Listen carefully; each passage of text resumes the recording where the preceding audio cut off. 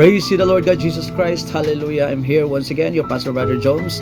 Tonight, August 29, 2025, and it's Friday. And here I am again for this friendly, simple reminders para sa matag usa kanato. Tungod kay importante kini. Please lend me at least your 3 minutes igsuon higala to watch this very important video para kanatong tanan, especially para kanimo. Kumusta ka na?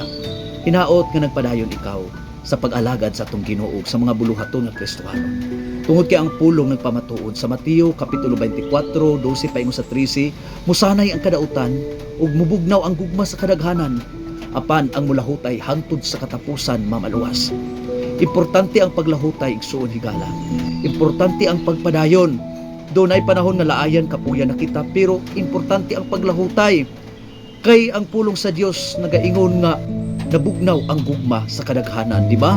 Unya daghana ang nisanay na ang pagkadautan. Hinaot nga dili kita usa sa kadaghanan nga nabugnaw na ang gugma.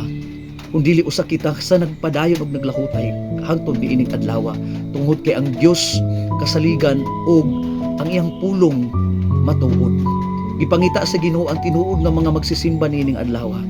Juan kapitulo 4 bersikulo 23 nga ang gipangita sa Dios ang tinuod nga magsisimba.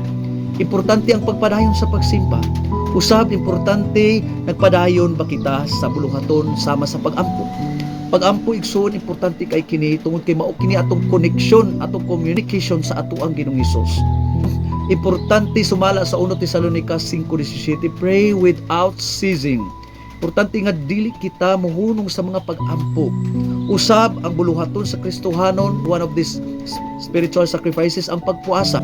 Adunay mga butang nga dili mahimo pinaagi sa mga pag-ampo lamang kun dili inubanan sa pagpuasa. Adunay dakong kahimuan ang mga pag-ampo inubanan sa pagpuasa. Importante kini nga ato kining ipadayon. Kung wala ka pa nakabuhat niini, sulay at least 1 meal. Hangtod mo padayon ka, hangtod sa makayanan nimo. Ako nagsugod ko 1 meal lang yun. Hangtod nag 2 meals, 3 meals, hangtod taas-taas na dayon.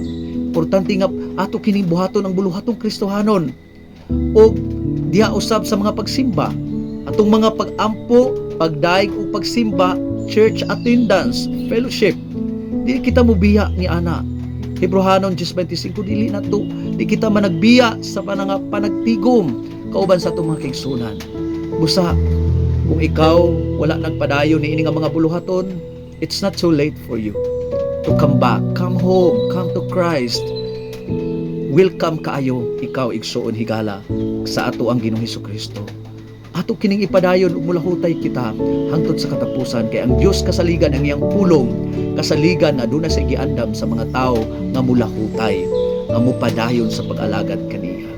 Busa, I want to invite you again our fellowship center here in Zone 3 in Palutao, Ipasubo, Bukidnon.